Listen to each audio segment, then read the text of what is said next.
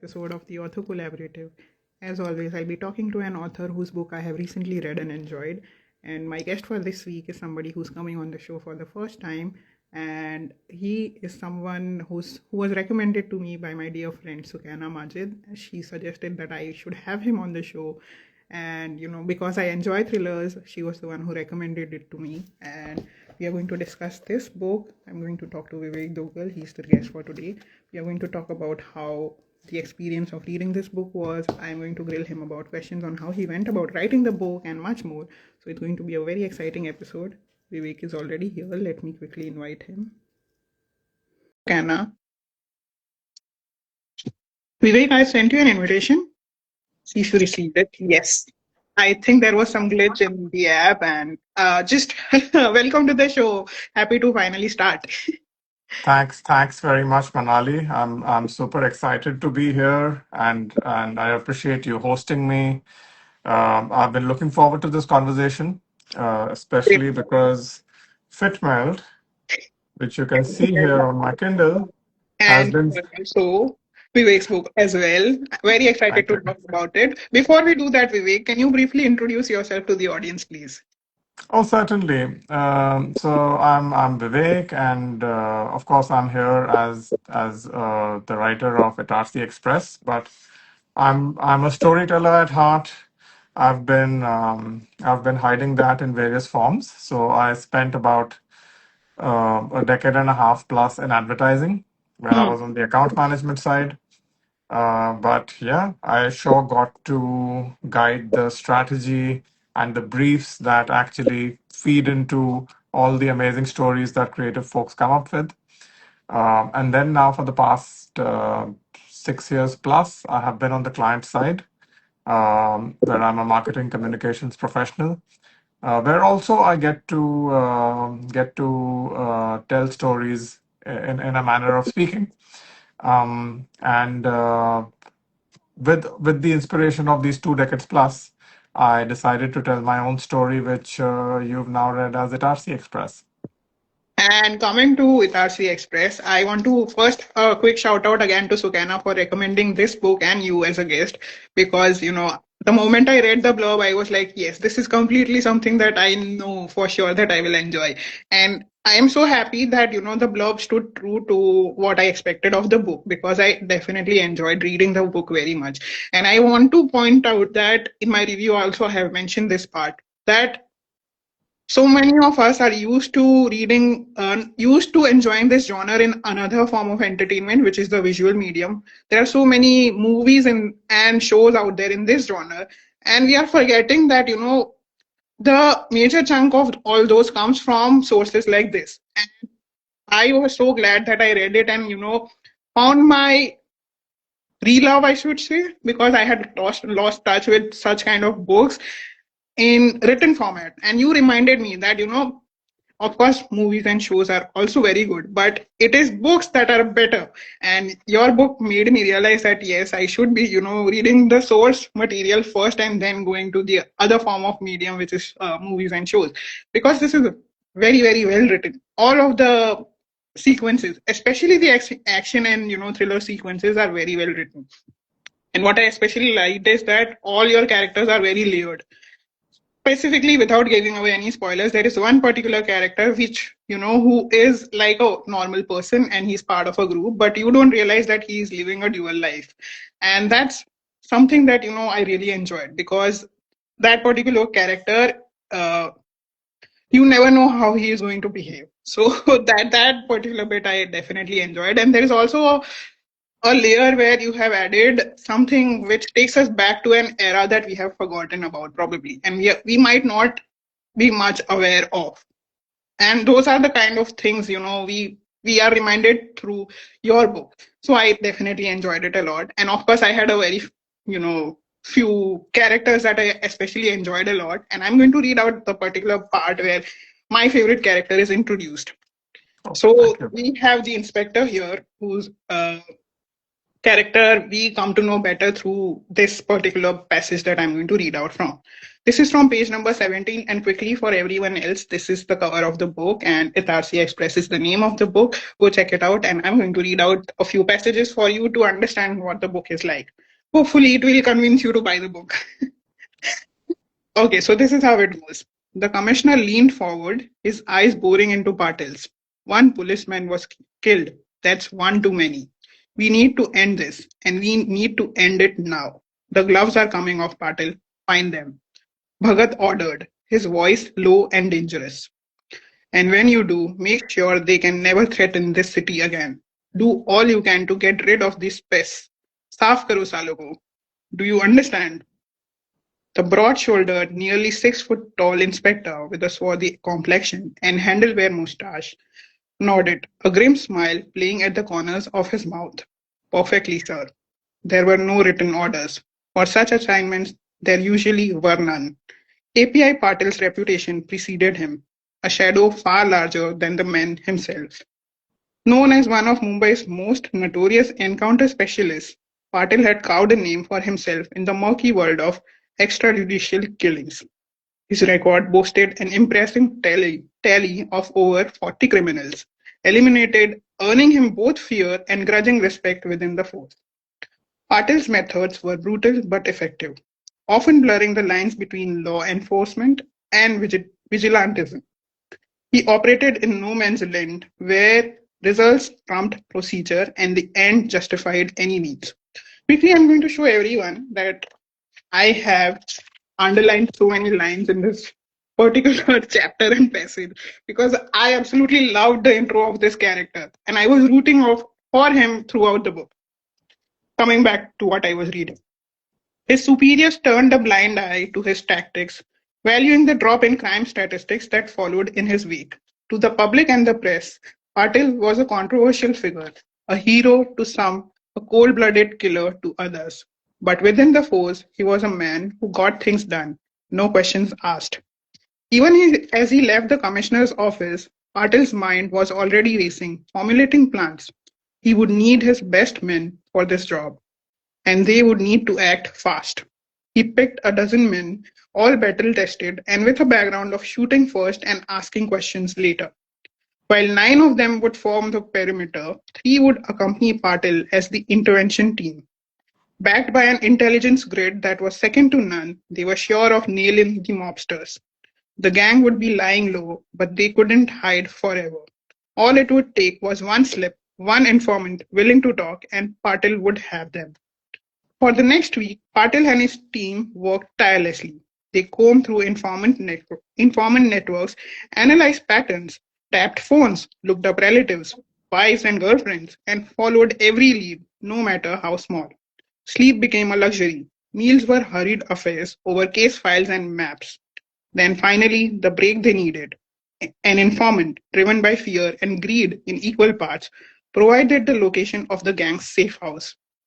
It was an old apartment building in Worli, unremarkable from the outside, but now the focus of Patil's laser-like attention. As they prepared for the raid, Patil briefed his team. This wasn't just about making arrests anymore. This was about sending a message, about restoring the balance of power in Mumbai. The unspoken understanding being this was an encounter and there would be no prisoners. And so, on that rain-soaked night in 1992, API Patil and his team found themselves approaching their target viewed rather than weighed down by the chief's expectation on their shoulders.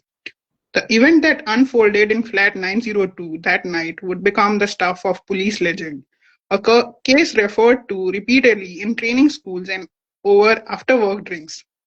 The monsoon-drenched streets of Worli glistened under the dim street lights as API Patil and his team approached their target.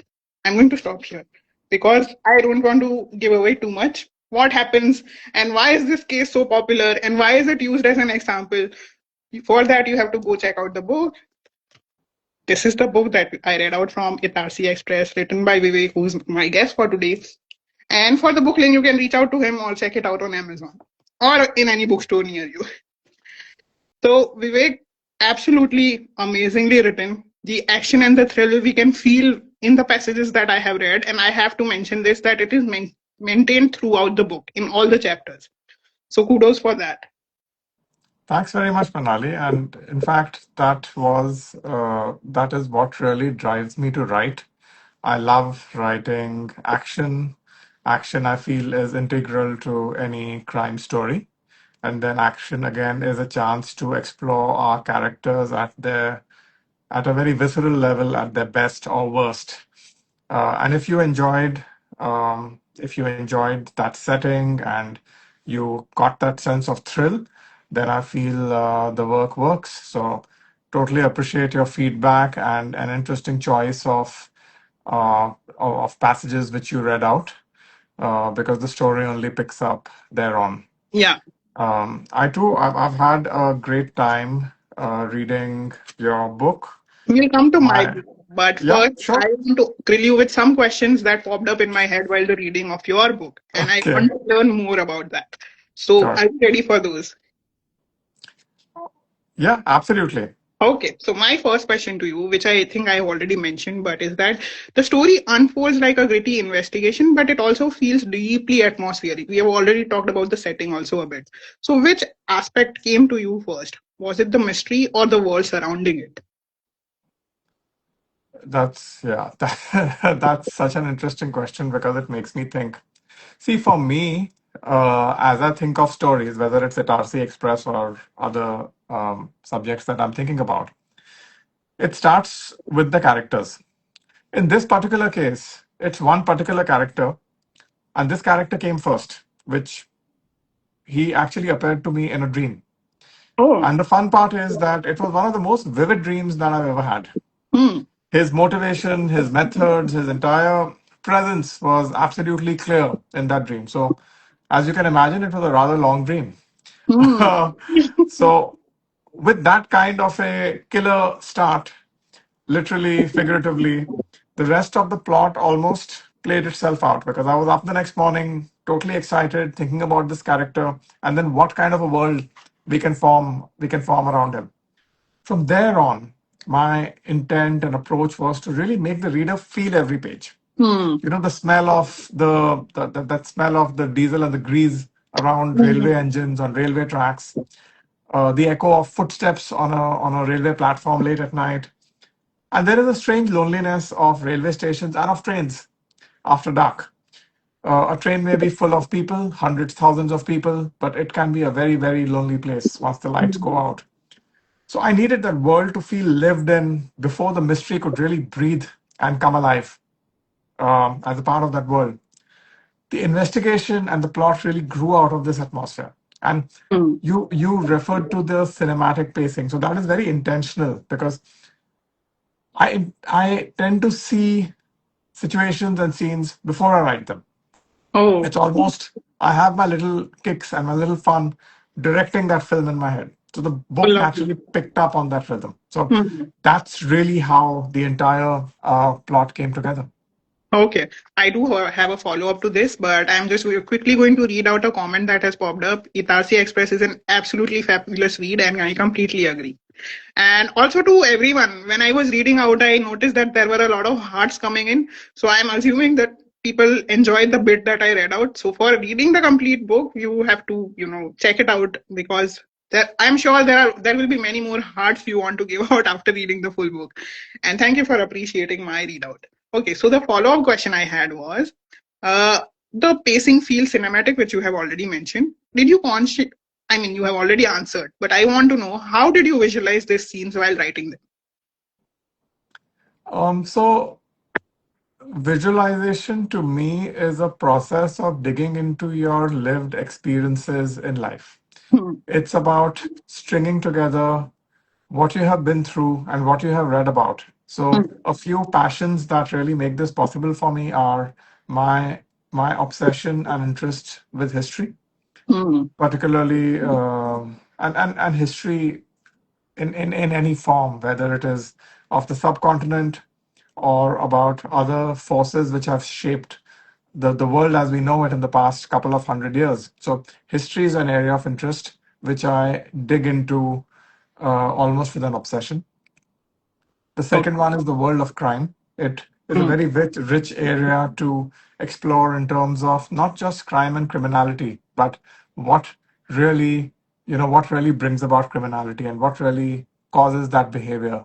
What you Hmm. see on the surface might not might not often be the true motivation for Hmm. behaving in that manner. The third one is an interest for something which is connected with history is various conflicts and battles.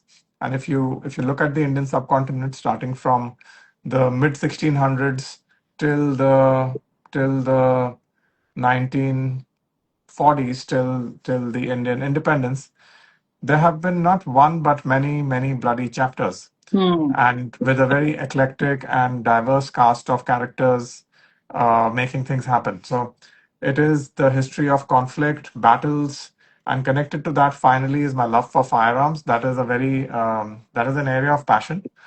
Okay. That is something which I keep in touch with in various ways. And that is truly, if you take all of this together and finally add in, with respect to this book, my years growing up as a teenager in 90s Mumbai, which had its Hmm. own share of encounters and encounter heroes and villains and that setup, then you have it RC Express. Lovely. And actually, now that you point out, how I do realize that whenever you have mentioned the weapons, whether it's the arms or the pistols or the guns that you're using, or the more traditional weaponries which we used in old time wars, all of that has been done very visually. You have put in detail into the weapons that are being used. And not just in one scene, we do have a particular, I don't want to see a war. I want to say it's a bloody chapter because there's a confrontation where there are a lot of weapons involved and there is a lot of bloodshed and death involved. And that also has been done so well because in a book like this you don't expect that.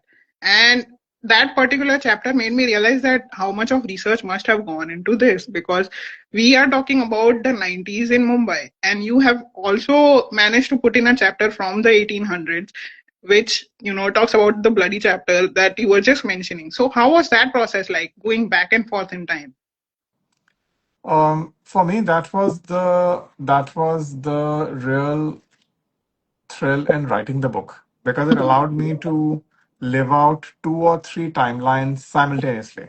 Of course, transitioning from the present to the past and back to the present, it can present in itself a bit of a challenge. Yeah. But then that is what really keeps my creative process alive, the creative juices flowing.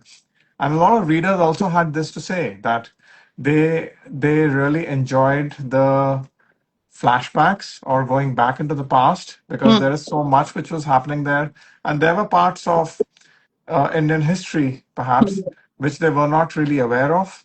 And Yes. this really, there were a lot of aha moments for them. So, and for me equally as while writing this book. Hmm. Because you have talked about a particular group which is notorious, but about who's functioning or the motivations of that particular group we don't know much about, and what kind of things happen to them for that particular group to have completely gone out of existence. And that's something that you have touched upon very well. And as you mentioned, yes, not I'm pretty sure not many readers might not have been aware of it. So yeah, also a lesson in history. Okay, this brings me to my second question, which is what, according to you, makes a crime thriller memorable beyond the twists and suspense that we, usually expect from it? Mhm. This is, again, it's a really nice question because this angle is core to my approach, not just in storytelling when it comes to my book or any other short stories that I write, but also with respect to my approach as a communications professional. Hmm. So to me, stories need to have heart. And I'm not talking about having heart in a sappy manner, Hmm. but it is really about making readers or viewers feel for your characters, Yeah. for which each character needs a clear why, just like the plot needs a why. You remember at times you might watch a certain movie or read a book, and at the end of it, we just thinking, why did I watch it? That's because you did not connect truly with the characters or with the plot or the situation. So, motives, of course, motives need to have substance. So if characters have substance, their motive will also have a deeper meaning, and that leads to the method. But nothing can really overshadow the emotional core. So, mystery, action, drama, those are just the embellishments, right? So if readers care about the people who are walking into a situation or into danger, the tension becomes emotional, not just mechanical. You may have an action sequence which is the grandest and the biggest in the world, but if viewers or readers aren't really convinced as to Hmm. why this is happening, then all of that is just a, I would say, a pyrotechnics display, right? Hmm. Um, and in a written medium, I in particular rely on two things. One is withholding just enough information to keep readers leaning in and leaning forward, and then using that atmosphere to make them feel like something is always slightly off, Hmm. right? So, broadly, that's my process of um, making plots and stories really memorable and um, building up on that tension. So have you developed this skill or particular, habit of writing your stories through instinct, or have you developed it, you would say, by reading or being a fan of the genre yourself, or observing what other writers do? It's a blend of both, very honestly. I am a deep observer of history and so what's happening in the world around us. Let's just term it as current affairs. Hmm. But if we just start going a little, maybe even a year or 2 years or 10 years back, you start stringing together the past and the present and the near past, and you get a lot of very very interesting plots and characters. So it is observation there, Hmm. a lot of reading. I would really enjoy reading crime and action and thrillers, and especially fiction. And I've been lucky to grow up with access to a ton of books. A lot of writers really inspired me. So it's actually both observing the world around us and observing what others have already done, Hmm. not to copy their work, but then to get a flavor for how they write. Hmm. Attention to detail, accuracy, all of these are not just for the sake of indulging my love of, say, history or firearms, but it is to really make the reader feel that situation and to really be able to smell the cordite, the gunpowder in an action sequence, and have that feeling like they were actually there. So, bringing all of that together is how I prefer to operate. Hmm, okay. I do have a follow-up to this because since we are Mm-hmm. discussing both books and visual medium, I want to understand from you, how do you sustain the tension in a written medium where readers aren't really relying on visual spectacle? Mm-hmm.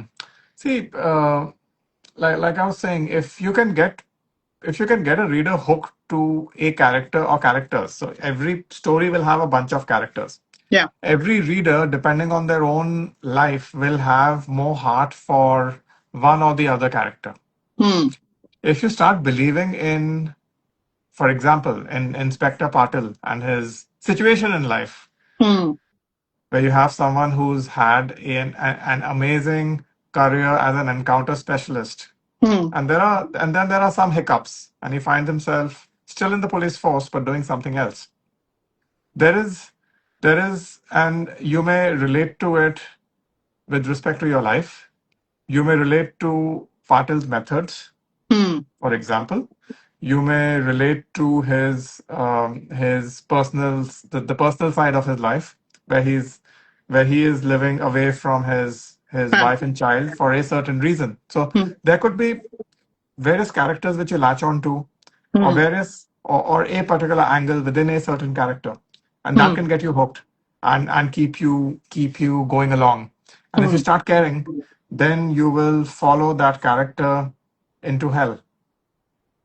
And that to me is the way of sustaining some kind of tension. Yeah. And not having visuals gives me, in a sense, a greater liberty, Yeah. because then the world is my canvas. Yes. I can create any situation, talk about anyone or anything in any era, and make for a story that's larger than life. Yeah. Wow. Very well answered, I would say. And Thank you.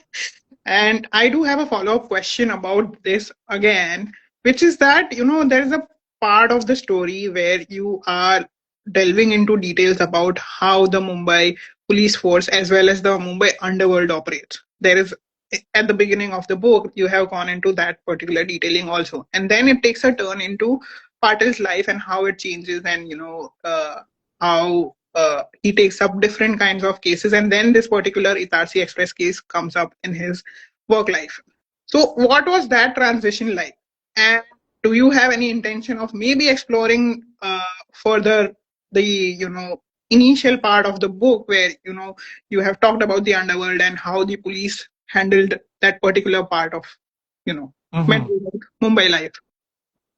So 90s Mumbai, the tabloid era, the era of encounters and encounter specialists and criminals who would always be a couple of steps ahead of the law, Hmm. uh, was a big part of my teen years, and I would closely follow all of those cases. So that definitely provided a very interesting and a compelling backdrop or a Hmm. background Hmm. to what then leads to Inspector Patil and how he navigates his life and career. So, to me, that entire 90s underworld extortion happening in a rather prosperous city was just a very good canvas on which I could paint my characters. Hmm. In terms of further delving into it, as I've thought deeper into these characters beyond the book, Hmm. um, it doesn't feel like what I have in mind next might be set in Mumbai. Oh, Um, but I guess I'll just have to put pen to paper and find out myself and, and let readers find out. because if I had to pick one section from the book, I would say I enjoyed that section a little more than I enjoyed the Itarsi Express, whole investigation that unfolds around it. Because I am a lover of Bombay and I also belong to Bombay. So I want to know more about what happened, before Suryakant Patil became the encounter specialist, and how he became an encounter specialist, and how many encounters did he do to ultimately reach this particular incident in his career where he was sidelined and probably not an encounter specialist anymore. Hmm. Hmm. So yeah, that part would be really interesting to know. Hmm. Yeah, so this was the simpler part because you see this happening with those in law enforcement sometimes, and it's not just about Mumbai or about India. Hmm. This is a global phenomenon. Law Hmm. enforcement is a very, I would say, it's a tightrope. Hmm. There is a thin line between being an enforcer of the law Hmm. and at times doing what is right to serve justice. But Yeah. then when the role of judge, jury, and executioner sort of these roles start blurring into each other, it produces situations and circumstances and maybe even repercussions which aren't foreseeable for Hmm. those involved. Yeah. So this is this really was again based on observing a lot of reality, not just in Mumbai or India, but even here in the West. Sometimes things get out of hand, Hmm. and I would say many times it is unintentional. But then you have situations like these which become relatable for readers. The Hmm. other angle also is that, see, it depends on where one is, from what angle one is coming at it. One Hmm. doesn't need to be a cop or or someone who's into law enforcement to really have situations where they may have been doing in their own head very, very well in life, but later on, not as much. Hmm. So the human mind has a very interesting way of extrapolating and deriving, or rather driving meaning Hmm. in characters and relating it to their lives. Yeah. We have a habit of making it about us, right? So Yeah. Yes. That is so true. that makes our job easier. Yes. And that brings me to the end of my questions that I had for you. One last time, I'm showing everyone this book. Now, the floor is yours. You have also read my book. Please take it ahead. Ah, all right. So firstly, I gotta tell you that I've had a lot of fun reading My Jeans Fit Well and The Ice Cream Didn't Melt. It's to me it's a very very charming, self-aware, and delightfully oddball peek into the mind Thank, of someone who doesn't take themselves too seriously. Because I think it takes a lot to really put yourself out there in this manner. thank you. You've blended humor with vulnerability in a way which is effortless. So Thank when I settle down with this book over the past couple of days, it would generally be after work. I've had a week at work, so this felt like almost like getting a sneak peek at the diary of my funniest friend, you. right? Oh, wow. Thank you. What also stood out to me was the illustrations. They had that warm, Quickly showing almost. everyone the book cover here. We are talking about this book, and Vivek has read it, and he's going to read out and also ask me questions. Yes, please go ahead. Yeah, so it's to me it was a nice light read with illustrations which added that very warm layer, Hmm. um, and it made the book really come alive. It's light, but then it leaves you thinking about creativity, self worth, and even the joy of purely the joy of being human. Okay, So thank you. I'm so happy to know that you enjoyed reading it, and it was like a I had a distraction with blast. hectic work week. So what I want to do is. What I quite appreciate about this book is that the chapters go alphabetically. You Yeah. don't need to read it sequentially. You can just pick up any alphabet, and you'll almost always be guaranteed to walk away smiling. So I'm trying to open up B, and Okay. what really stood out for me in B was the bit about bubble wrap. Oh wow. And and in fact, even before that, I like this part about bugging a loved one, especially a partner, and then getting indulged by them without them getting annoyed. Yeah. So the entire book is full of such nuggets, um, which are insightful, which are fun, and the illustrations really make it light and something which you can pick up almost at any chapter. Given the illustrations that Vivek is referring to, and these are the nuggets that he's talking about, alphabetically given. These are like tiny joyful moments from your everyday life. Um, the other one again is B. So B had a lot of interesting sort of little pieces and anecdotes. This one is the observation about being called, and this is particularly true to India, right? So Yes. there is being called Didi, or you can say Bhaiya, instead of auntie or uncle by someone significantly younger. Now this is so funny because this reminds me of a Godrej hair dye ad from back in the day, where Yeah. there was this lady walking down the staircase with the husband, and they're greeted by this teenager who calls her auntie and calls him bhaiya, and it really pinches her, and she doesn't like it. And then, of course, Godrej hair dye enters as the savior. So I think I'm giving away my past and present related to advertising. Uh, I also like this one about booking an online ticket, especially on IRCTC, without the session timed out app showing. So I haven't booked on IRCTC for a while since Oh, Make you My are Trip lucky. Yeah. took over. Um, then again, even bizarre food combos turning out to be tasty or even acceptable. So the absolute king of, I think, bizarre food combos would be one of my brother-in-laws. I will not name him here because it would be slightly embarrassing. But I take inspiration from him and I try out a bunch of bizarre combos myself, much to my partner's Yeah. disappointment. And finally, this brings me to my favorite one in B, which is bursting bubble wraps. This is such a fabulous thought. Maybe I might start ordering products based on what quality of bubble wrap they send, Yeah. because I think that's the fun of sort of unwrapping a gift. Um, yeah, so I think B was particularly fun for me.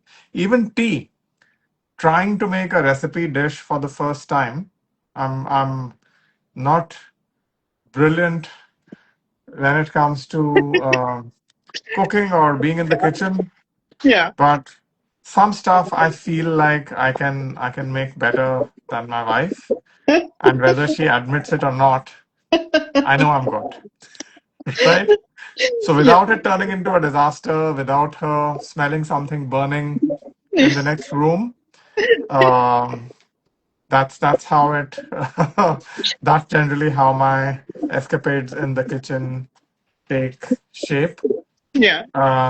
Yeah, so I think it's been very, very delightful in that sense, Thank you. and it made me smile. It made me think.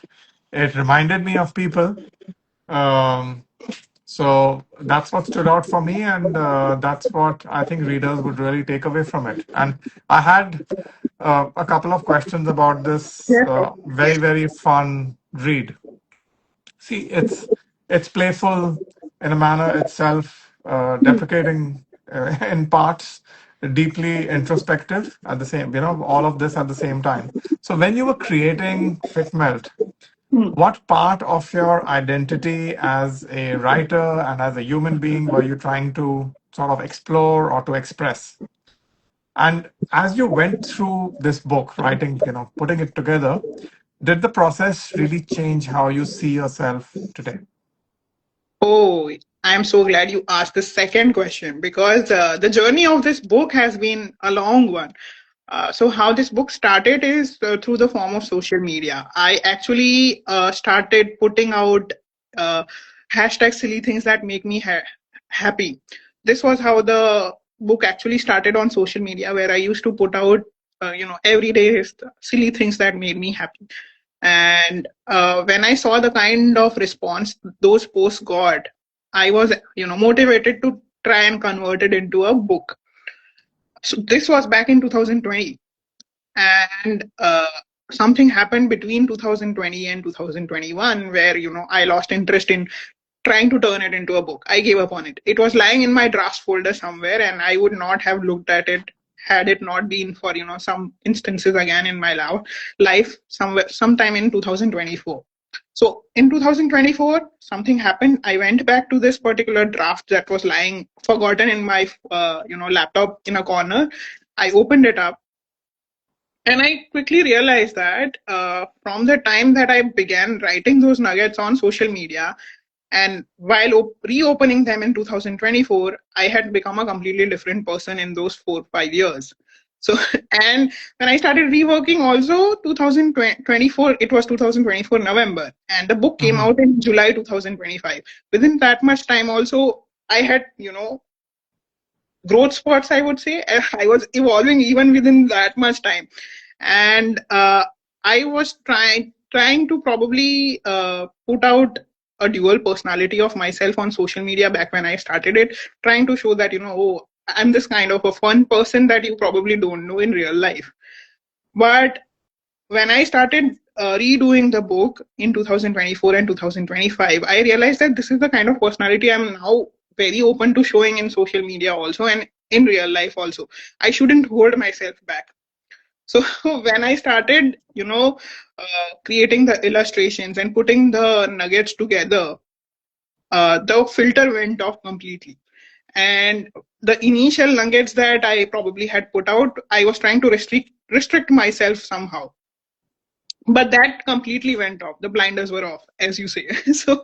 So I became like a, devil may care kind of attitude came in when I started reworking on the book. And while the compilation was also happening side by side, I was like, okay, why am I even holding myself 1% also? I am holding myself back. So that is the kind of,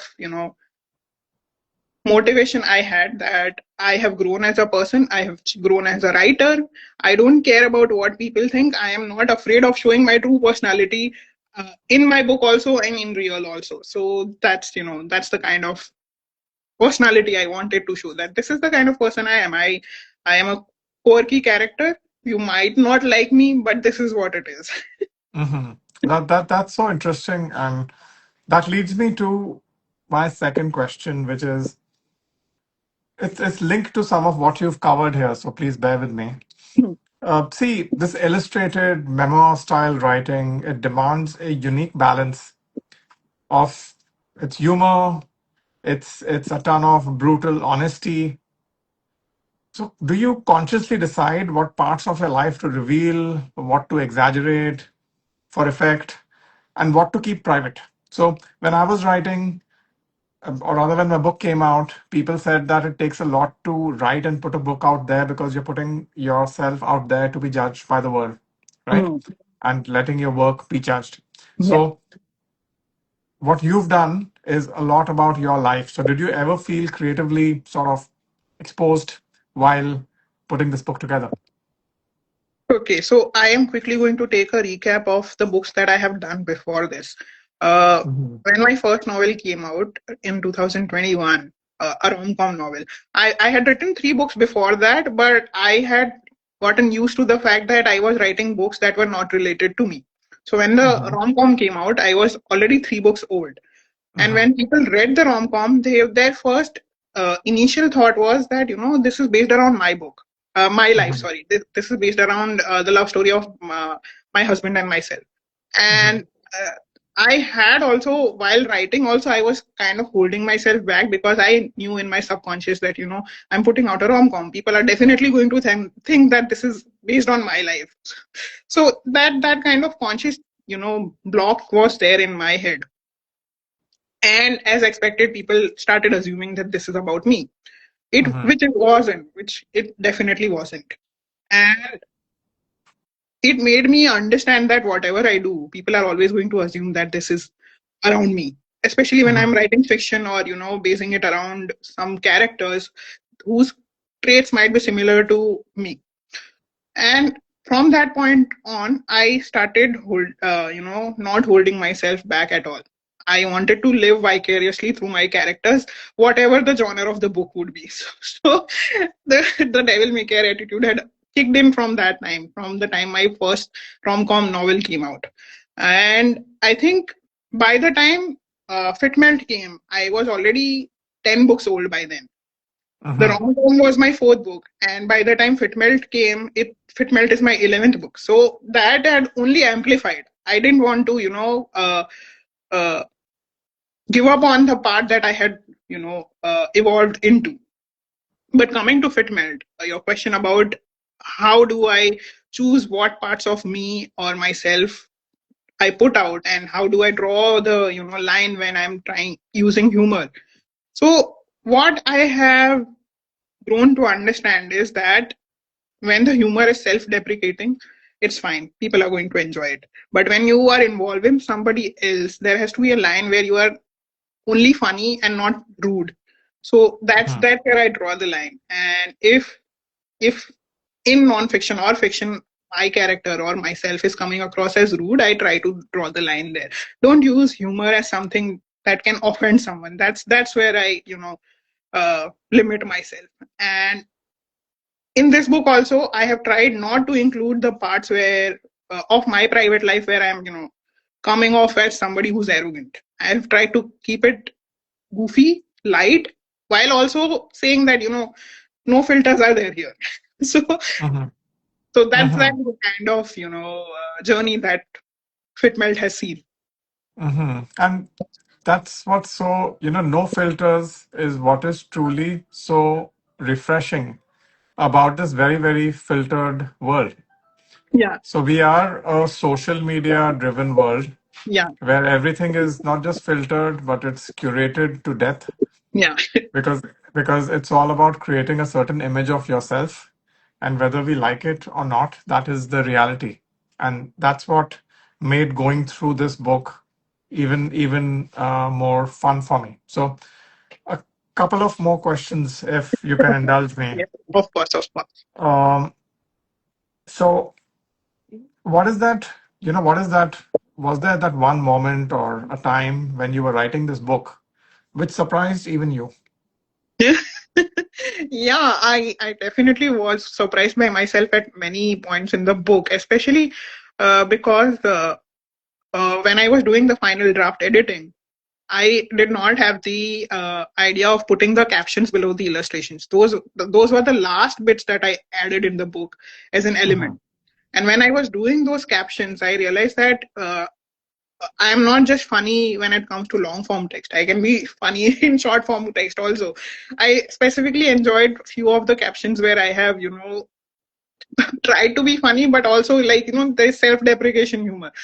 There's one where I have said, 30 seconds away from sharing my OTP if they ask for it. And while I was writing it, and after writing it also, I was like, okay, wow, Manali, you are very funny. So those were the kind of moments that I went through the journey of writing and creating Fitmelt. Mm-hmm. And one last question, really. Uh, so in your case, did the illustrations come first as you were thinking up stuff, or you started putting the words down first and then sort of crafted illustrations for each situation?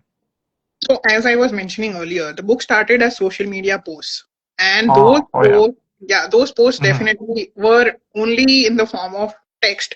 Even if I was putting up an image, I was putting only the text of the nuggets Mm-hmm. in those images. So that's Mm-hmm. how it started. The text definitely came first, but when I was, in 2020 also, when the idea of the book came to me, I had this clarity in my head that if and whenever I do put out a book, I want to have illustrations to go along with the text to, enhance what I'm trying to say in the nugget. So the text came first, the illustrations came later. Brilliant, brilliant. I think that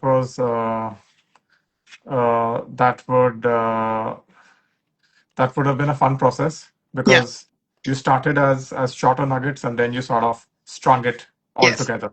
Yes. And yeah, I've had an absolute blast reading it, and it was So the perfect break I sort of needed from a thank you. hectic week at work. Okay, now let's move on to the more fun. I mean, we have been having fun so far in the conversation also, but now let's take it to another level. We come to my favorite part of the show, which is called the rapid fire round. So, how we'll do this, Vivek, is we'll do back and forth. One question I ask, one question you ask. All right? Hmm. Okay. So my first question to you in this rapid fire round is, if the railway tracks in the story could talk, what would they reveal up first about the following characters? A. API Patil. Not a man to be crossed, because he'll have you in his crosshairs before you can even think. Hmm. Yeah, true. Now, the second one, TT Mohan. TT Mohan sees more than he speaks. Hmm. Yes. And for those of you wondering, earlier Vivek had told us that he placed the story, wove the story around one particular character, and I want no spoilers, but I do want to say that I think that particular character is TT Mohan. Okay. And the last one in this, Constable Thakur. Uh, Pure guts and glory, heart first and consequences later. Hmm. Yeah, true, true. Yes. Okay, your turn. Your first question. A writing quirk you have that would shock people. That I don't drink coffee. Wow. that, that's a first. That's a first for a writer, but then Yeah. very honest and original, like the rest, like your book. Okay, my next one is when Traveling by train, which character is most likely to stare suspiciously at everyone in the compartment? Inspector Patil for sure, because he's always sizing people up, even when he doesn't need to. Yeah, true. Yeah, and I was already while framing this question, I was already imagining that if I was in the compartment with all these characters, I know for sure who would look at me suspiciously. So, yeah, Okay, that's my turn. um, one emotion that you wish readers will feel after finishing Fit Melt. It's positivity, positive vibes. I think that's what I'm trying to convey here, and Mhm. accepting yourself and accepting people around you. Yeah. Yeah, I would echo that sentiment because it made me smile and I felt lighter about life, and positivity I think is a subset of the feeling around all of that. Thank you. Okay, my next question to you. Who truly understands the city better? Is it the cops? Is it the railway workers? Or is it the people hiding in plain sight?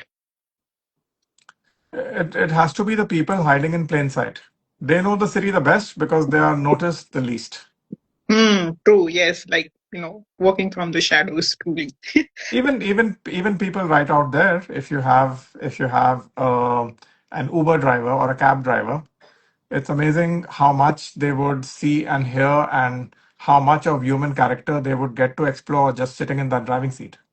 You reminded me of Cabby Ganesh from the book. Yes. Oh, Like his absolutely. yeah. And yeah, that's who I had in mind. All right. So, if you're now just going by a book, it made me think if your life had a background score, then which song would play during your writing sessions?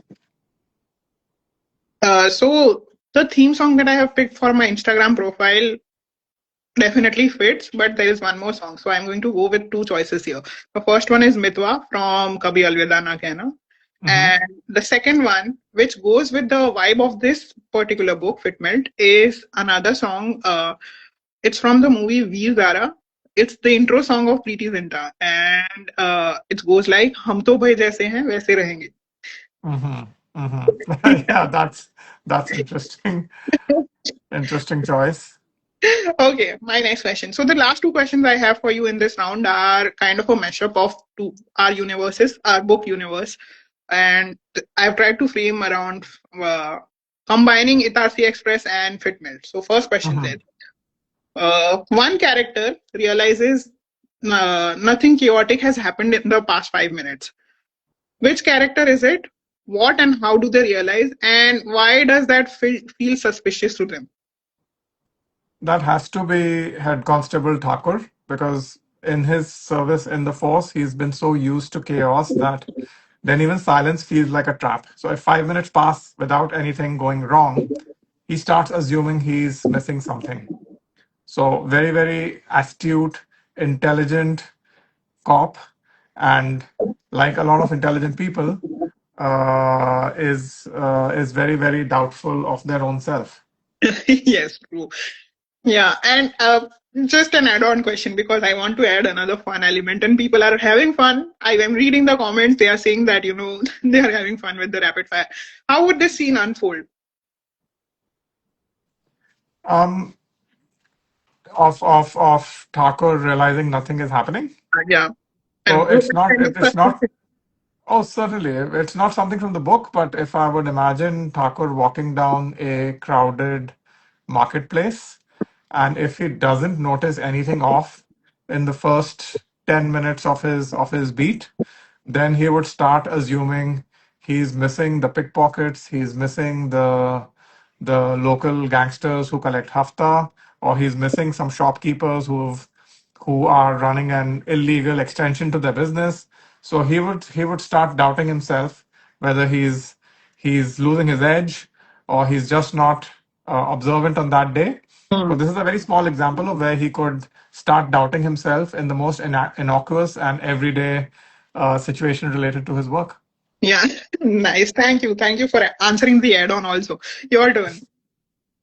All right, so that brings me to my last rapid fire, which is the funniest or weirdest feedback you've ever received from a reader? I've answered this previously, but I love answering this so much because I mean, as writers, we know that not everyone is going to love what we write. But one funny thing that happened after the immediate release of Fit Melt, it was doing very well. It was topping the bestsellers list on Amazon. So I was obviously very happy, and people were discovering it. One particular review, I mean, uh, by then I had gotten only positive reviews of the book. People were enjoying it, but that particular review, at first of course I was very angry and disheartened after reading the review, but now it makes me smile, laugh, because the review went something like this: that the poems in this book are not as enjoyable, and I wish the author had not used AI to write the poems. And I was like, okay, if you are going to criticize my book, at least have the courtesy to read it, because this is not poems at all. And Mm-hmm. yeah, I have used Mm-hmm. AI and I have been very open about it, Mm-hmm. but I have not used the AI to write. I have used it to generate the illustrations which go with my text. So, dude, at least if you are criticizing, do it properly. So that was a funny incident. I was very disheartened for the entire day, probably a couple of days after reading the review, because I was like, no, I have tried to be as honest as possible in my use of AI for generating the illustrations. I have put it right on the first page in the disclaimer itself that the illustrations have been generated by Gemini, and I have not hired an illustrator to do it because of so reasons. But then of course you can't make everyone happy, and when I look back at it now, I realize that it's probably somebody who's disgruntled about, probably an illustrator themselves who had been disgruntled about losing out on work. Who knows? Mm-hmm. Mm-hmm. Who knows exactly? And that's something I quite appreciated, where there was a clear call out that you used AI for generating the illustrations. And beyond that, I would say, even as someone who's into creativity and writing, AI is only it is a tool. It is an Exactly. extension of who we are.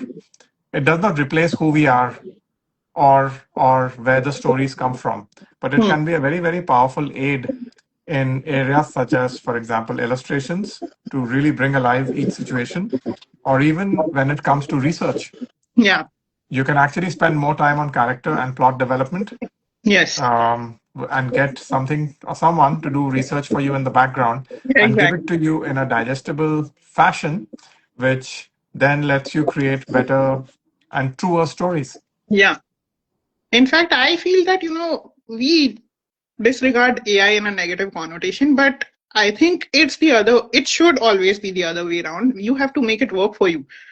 It's not, it shouldn't be like, you are relying on it so much that you can't work without it. Make it work around you, not Mhm. completely dependent on it. So yeah, I'm also for pro AI, but as long as we are being authentic, all good. Yeah. Mhm. Okay, my last question to you in the rapid fire round. Which Mhm. moment from Mitarsi feels most close to a Fitmelt nugget or illustration, and vice versa? Justify your answer. Mhm.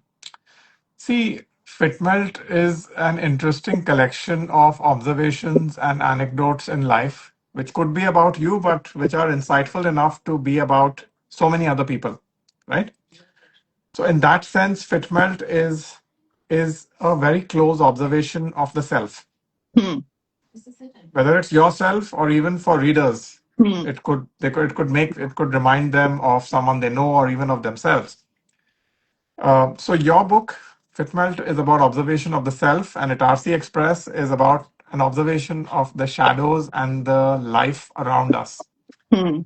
the lives which unfold and take place in the shadows. But they both come from that same instinct, which is a very close sense of attention.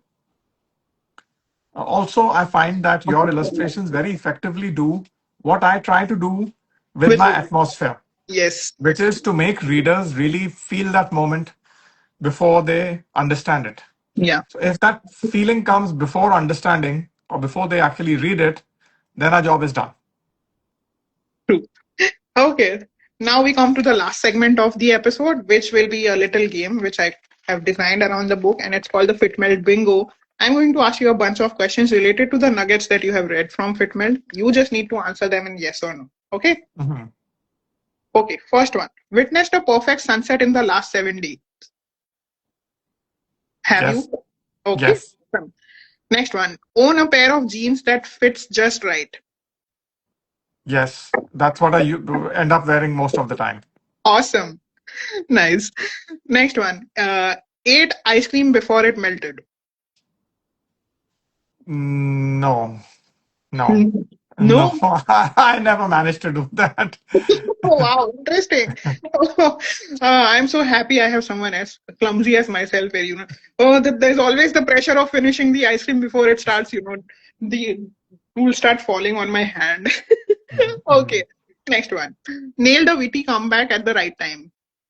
Never. Never. I love how you are just unabashedly like, okay, this is not me. Never Yeah. happened. Yeah. Next one. Went on a peaceful walk alone. That happens. I think that's every day Oh, because I end up going to work, and there are certain parts of my commute where I get to walk, and the walk is always peaceful oh, nice. Next one. Got lost in a great book. all the time. Yeah. Okay. So I have to add a little trivia here because explaining why this particular question has been added in the bingo. It's a trick Hmm. question for the guests and whoever is doing the bingo. It's a slight nudge for them to say, "Yes, Manali, we got lost in your book." Of course, I thought that went without saying. Yeah, just it's designed in a way to trick question like kind of thing. I had that feeling, but I wasn't quite sure. But if everything I said so far doesn't make it obvious, I had fun. Yeah, no, just thank you so much. You have appreciated it very much already. But just letting you know why I did this. It's like being a little sly here. Okay, next one. Took a shower without adjusting the knobs in the past week. Never. I'm obsessive with detail, so that doesn't happen. Okay, Yeah. okay. Next one. Took up a new hobby or did something creative. Uh, I, Something creative is a part of my job because Hmm. I'm into marketing communication, so we have to be creative. Hmm. Um, so yeah, all the time. Okay, next one. Heard a song you forgot you loved. Yeah, maybe in the past, maybe a while back, because Okay, I keep listening to music every now and then, so I don't forget. okay. Next one. Found an old note or photo. Not in a while. I think we are too digital these Yeah. days, sadly, and that can really only happen when I visit my place, my parents' place in Mumbai. There I Hmm. come across a lot of stuff, and it makes me want to stay back. True. Yeah, as an NRI, I can also vouch for that. You can never have enough of when you are going back to your native. Yeah. Okay, Hmm. next one. You live in Canada, so I'm assuming this is something you might have experienced more than the guests I have who are from India. So next one. Spotted a rainbow in the past year. Yes. Yeah, Yeah. Sometimes more than one. yeah. So yeah, I love Awesome. that. Oh, great. Okay. I think that's a privilege we have because, we live in countries where rainbows are visible more frequent than in India. Hmm. Hmm. Okay. Absolutely. Next one. Had a random idea that sparked joy. Again, related to my work, when I'm trying to draft a creative brief or write something which would inspire an agency, these moments happen. Then I realize they're not really sparking joy when I send it to the agency because they're far better at creativity and all of that process. But that also happens quite a few times. Okay. Lovely. Next one. Took yourself on a date or day out. Um, Myself, not that much. That generally happens if I decide to have a lunch by myself when I'm in office. Just allows me to think. Hmm. So that's when it tends to happen. Okay. And next one. Smelled something baking. On my walk to the subway, yeah, that happens. Whenever you pass a coffee shop, you Yeah. smell the coffee, and you smell some delicious bakes inside. So yeah, that happens. Okay, next one. Okay, this does not apply to you, but I have to let you know that this is a part of the bingo game. Had a Hmm. good hair day in the past 2 weeks. I think every day is a good hair day. I'm streamlined for efficiency, so every day is a great hair day. Some problems I don't have. Yeah. Okay, next one. Pop the bubble wrap. Yeah, all the time. My wife Okay. keeps getting different packages and parcels for her work, so I when I can, a few bubble wraps get popped for sure. Yeah. Okay, next one. Eat your comfort food. Again, I'm very liberal with eating what I want to eat, so it happens all the time. And people may have one comfort food. For me, most food is comfort food because I love food and eating if it's made well. So yeah, Okay, just we did butter chicken last night, and that was my nice. wife had made it at home, and it was fabulous. Oh, lovely. Okay, next one. Gazed at the moon in silence. Not in a while. Okay, okay. Next one. Bought something that made you giddy. Uh, I don't get that swayed or taken in by stuff you can purchase. It's experiences and thoughts and conversations that would make me giddy. But things you can buy is, yeah, when I buy a Rolls Royce or something there, then maybe. But yeah, the Okay, usual doesn't. okay, nice. And the last one. Reconnected with an old friend. Yeah, I just a couple of days back, a college friend reached out to me, and he was looking for another friend of ours. So it was really good to hear from him, and and yeah, to get back in touch. Nice. So you've done well. There were a few no's, but there were a lot of yeses also. And according to me, because I have written Fitmail, so I decide this is the ideal way to lead life, and you are doing fairly well. Congratulations. Thank you, thank you. That's good to hear on a Friday morning. So Fridays are good. This has made the morning even better. And for those of you who are on this live, definitely you gotta pick up this one. Not this, but you gotta pick up Fit Melt. The cover is as fun as what you find inside. It makes you smile. It makes you think and laugh all at the same time. So thank you for putting together such a fun read. Exactly my pleasure. And I'm so happy you had fun reading it. Also showing your book. Go check it out on Amazon or in any bookstore, or you can reach out to Vivek for the book link or any further details regarding the book. I had an absolute blast reading it. I mean, there are few blasts literally involved in the book also, but no spoilers. Oh, And absolutely. before I let Yeah. you go, Vivek, I asked this question to most of my guests, especially those guests I had a lot of fun interacting with. So I'm going to ask you, when are you coming up with the next book so I can have you again? Should be soon. That's and so in the true tradition of crime and suspense and mystery writing, I can just say soon. Yeah. And beyond that, I'd have to maybe have a word with my publisher and then talk.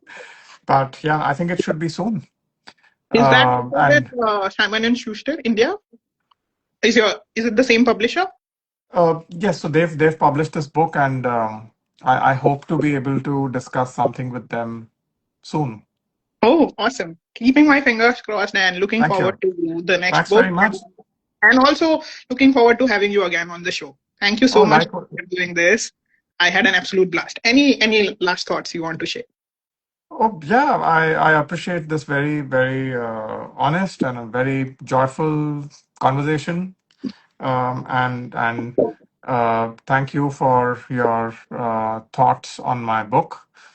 It certainly offers me some food for thought. And of course, thanks to Sukena for the introduction and for setting this up. You are still And here. Quick shout out to you again. and also a massive big thanks to everybody who's joined us today because that energy makes this live even better. Yes. And if you haven't already, you gotta go check out FitMelt. And also Itarsi. Both of them. available on Amazon and in bookstores. So yeah, or you can reach out to us. And this episode will be available on my Instagram and my YouTube channel. If you have missed any part of the conversation, or if you want to revisit the conversation, you can always check it out. Thank you once again, Vivek, and have a great weekend. Bye. Thanks indeed. Bye bye.